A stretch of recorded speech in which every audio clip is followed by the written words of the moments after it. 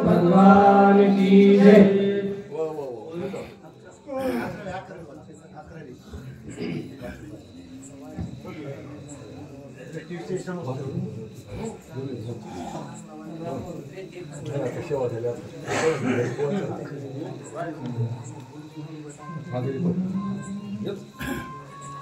दृष्टि विजय समस्त राम रूपे देखत भरत दृष्ट दृष्ट ते दर्शन देत सहज होत राम रूप। प्रथम समस्त गावकरी मंडळींना या ठिकाणी धन्यवाद सेवा करण्याची संधी दिल्याबद्दल।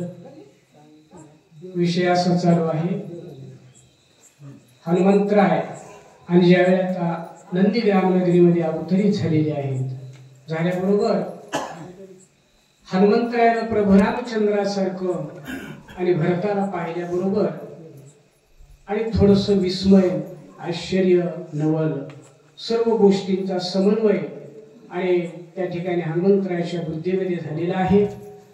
आणि वातावरण ज्या वेळेला पाहिलं नंदीग्रामाचं कसं वातावरण आहे महाराज ग्रंथकार सांगतात भरतजी जे होते पाठीमागच्या ओळीमध्ये वर्णन आलं भरत भक्तीचा आचार्य।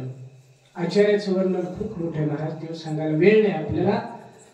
पण या ठिकाणी भरताच्या भक्तीनं जो परिसर तयार झालेला होता ग्रंथकार वर्णन करतात त्याचं ज्ञानेश्वरीमध्ये एक सुंदर ओळी बघा तो जेवती वास पाहे तेवती सुखाची सृष्टी होय तो म्हणे ते तर आहे महाबोध।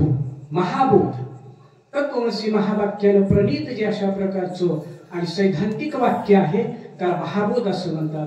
आणि त्या ठिकाणी वास्तव्य असणारे भरतजी ग्रंथकार सांगतात दृष्टा दृश्य दर्शन हनुमंतराय सुद्धा आणि त्याच लेवलला पोहोचलेले होते महाराज त्या अनुभूतीवर गेलेले होते आणि त्या अनुभूतीवर गेलेले असल्याच्यामुळं हनुमंतराय पाहू लागलेले आहे दृश्य जे आहे ते अंतःकरणामधून असणारं आत्म्याचं वास्तव्य आणि आत्मा अनुभूती असल्यामुळं सर्वत्र खल्विदम ब्रह्म अशी अनुभूती हनुमंतरायाला येऊ लागली आणि सर्वत्र पाहू लागल्याबरोबर दृश्य जे आहे ते प्रभू रामचंद्रमय किंवा आत्ममय म्हणा ब्रह्ममय अशा प्रकारची हनुमंतरायाची अवस्था आणि या ठिकाणी वर्णन करतात। श्रवणी शब्द पडताची जाण शब्दार्थ श्रीराम आपण श्रावे श्रावक श्रवण स्वयचिंतन होय टाके।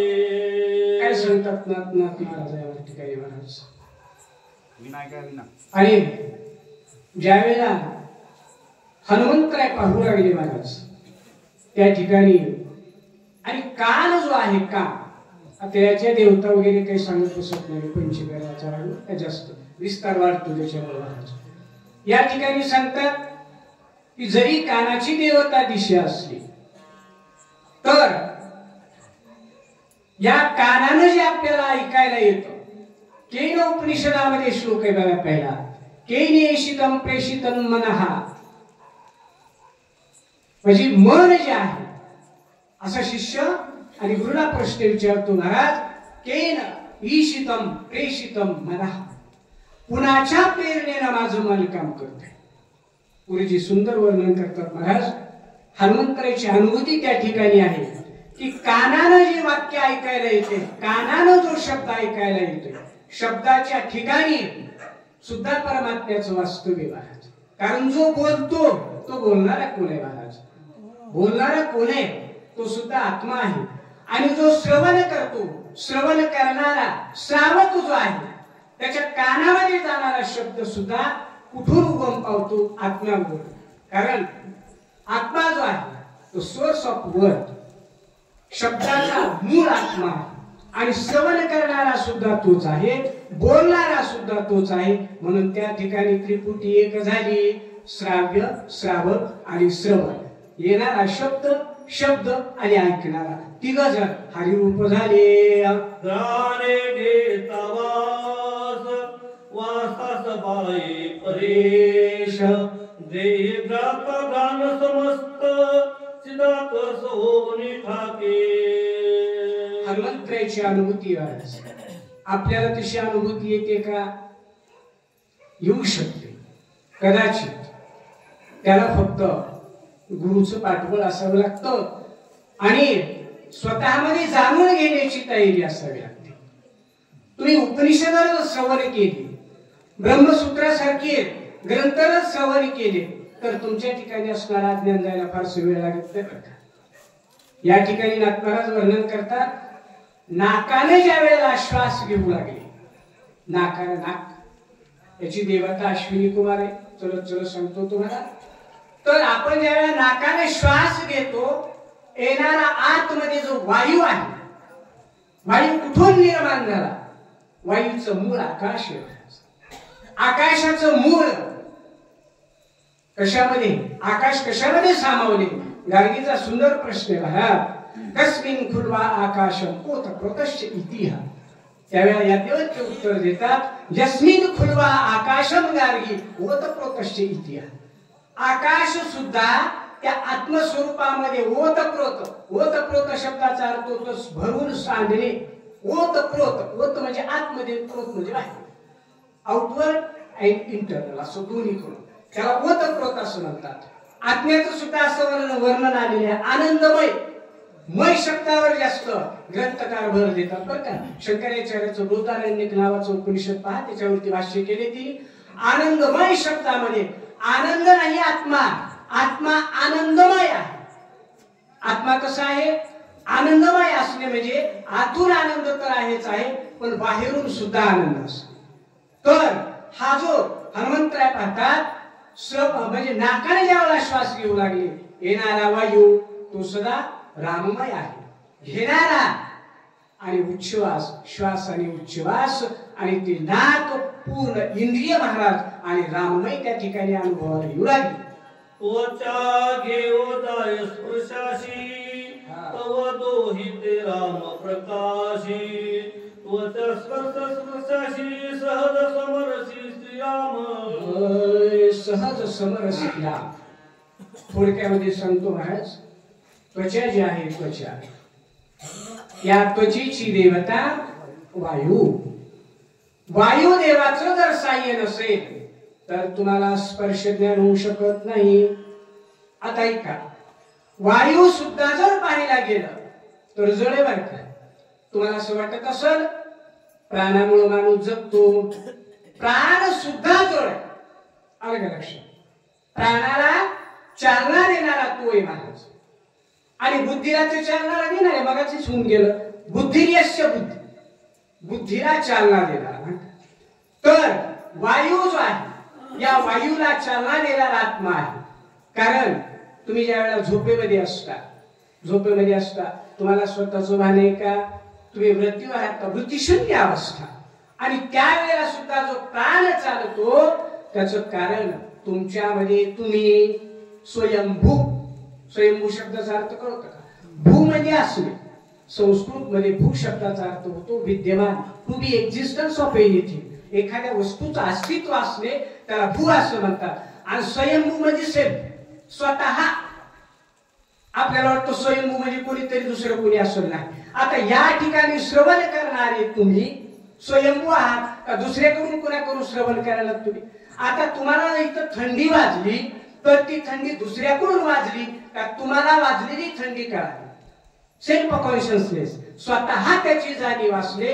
या जाणीवेच्या पाठीमाग त्वचेच्या स्पर्श ज्ञानामुळं एक्झिस्टन्स आत्म्याचे, अस्तित्व आत्म्याचं असल्यामुळं तो आत्मा तुम्ही आहात आणि तो वायूमध्ये आहे. कारण वायू सुद्धा कुणाचं उगम असतं? कुठून आहे? आत्म्यापासून आहे. आणि त्याची अनुभूती हनुमंतराय स्पष्टपणे सांगतात. रसनारातली आवडी घेता राम रसाची गोडी. त्रिपुटी झाली देशोधडी रसना ओसंडी रसते. रसना म्हणजे जीव. रसना, आता हिला जीवा असं म्हणतात बरं का. आणि जीव आणि रसना दोन्ही मध्ये फरक आहे बरं का. ज्यांनी पंचीकरणाचा अभ्यास केलाय त्यांच्यात लक्षात येतो. या पूर्ण या मासाला कातळेच्या आतमधल्या जीव असं म्हणतात. आणि रसना जी आहे, रसना ती अग्रभागी असते. जीवेच्या पुढच्या तोंडाला रसना असं म्हणतात. आलं का लक्षात? त्या रसनेच्या ठिकाणी स्वादाचं ज्ञान आहे. काय त्या ठिकाणी स्वादाचं ज्ञान आहे. हे पदार्थ कसा आहे या ठिकाणी सांगतात. रसनेच्या ठिकाणी रसत्व तर खूप तिखट आहे, गोड आहे, कडू आहे का आंबट आहे हे कळतं कुणाला? रसनेला कळतं रसनेद्वारे. पण कळवून घेणार याला जास्त किंमत आहे बरं का. नाही तर बघा एखादं प्रेत असतो पुढे पडलेलं बरं का आणि त्याच्या तोंडामध्ये तुळशी पत्र घालतात, त्याला काही जाणीव आहे का त्याची बाहेर? म्हणजे तुम्हाला प्राणानं आवागमन केलेलं, त्वचेनं स्पर्शाचं ज्ञान झालेलं, नेत्रानं रूपाचं ज्ञान झालेलं, रसनेनं रसाचं ज्ञान झालेलं, या सर्व ज्ञानाच्या पाठीमाग जाणणारा जो कोणी आहे, विटनेस ऑफ द बॉडी, या शरीराचा साक्षीदार वेदांतामध्ये ज्याला असं म्हणतात, तो साक्षी म्हणजे तुम्ही आहे. आणि तोच साक्षी रसामध्ये सुद्धा. रस कुठून तयार झाला? वेदांत सांगतो तुम्हाला. रस कुठून तयार झाला? एखाद्या पदार्थाचा. त्या पदार्थाला अस्तित्व कोणामुळे? चेतनेमुळे. म्हणून संपूर्ण विश्व ज्याला आत्मसाक्षात्कार होतो का त्याला संपूर्ण विश्व ब्रह्ममय दिसतं. म्हणूनच नाथ महाराजाचा एक अभंग आहे बघा, आवघेची त्रैलोक्य आनंदाचे आता, चरणी जगन्नाथा चित्त ठेवले. म्हणजे संपूर्ण विश्व आनंदाचे. कशामुळं? आत्मा आनंदमय. आणि विश्वाची निर्मिती कुणापासून आहे? आनंदापासून आहे. आनंदेन जीवंती भूतानी आनंदेन गच्छन्ति. आनंदातून जीव जन्माला येतात. आनंदेन जीवंती, आनंदात जगतात. आनंदेन गच्छन्ति किंवा आनंदात गच्छन्ति, आनंदातच विलीन होतात. आलं का लक्षात? माणूस म्हणतो मेल्यानंतर सुखी होतो, बरोबर आहे का? सर्व दुःख कशामुळे महाराज? तुम्हाला सांगतो दुःख कशामुळे. एक कठ उपनिषदामध्ये श्लोक आहे बघा, परांची खाणी व्यतृणत स्वयंभू, परांची खाणी व्यतृणत स्वयंभू, तस्मात् न पश्यन्ति परांतरात्मनः, कचित धीरः शोको पश्यन्ति अंतर आत्मनः. म्हणजे इंद्रिय जे आहेत त्या इंद्रिय परांची खाणी, पर म्हणजे बाहेर, या इंद्रियाला बाहेरच्या विषयाचं ज्ञान होतं बघा. परांची खाणी व्यतृणत, त्याला बाहेरचं ज्ञान होते, आतलं ज्ञान होत नाही. म्हणून न पश्य अंती अंतर आत्मनः, म्हणून तो अंतरात्म्याला इंद्रिय पाहून बाहेरचे पाहू शकत नाही. मग त्याला जर पाहायचं असेल तर क्वचित धीरः, एखादाच काय करतो, आवृत्तम, ते आत्मचं आवरण बाजूला काढून पश्यन्ति अंतरात्मा, ते जर आवरण बाजूला केलं त्या इंद्रियाचं तर ते अंतरात्म्याला पाहू शकतात. असं या ठिकाणी अनुभवाचं जे हनुमंतरायाचे वर्णन आहे या ठिकाणी आलेलं आहे. कर्मेंद्रियाची रीती सेविताची रामचक्षी, उडाली कर्माची कर्मगती, स्वेच्छावर्ती निष्काम. आणि आता सर्व इंद्रियामध्ये परमात्मा चैतन्य व्यापक असल्याचे व्यापक आहे ना महाराज. ते परमात्मा चैतन्य आतमध्ये आणि बाहेरमध्ये. आत हरी बाहेर हरी, हरी वेग सगळीकडेच. आनंदाचे डोळी, आनंद तरंग, आनंदाची अंग, आनंदाचे. आणि असं असल्याच्यामुळं सर्व आनंदमय वातावरण. गुरुजी बसा तुम्ही.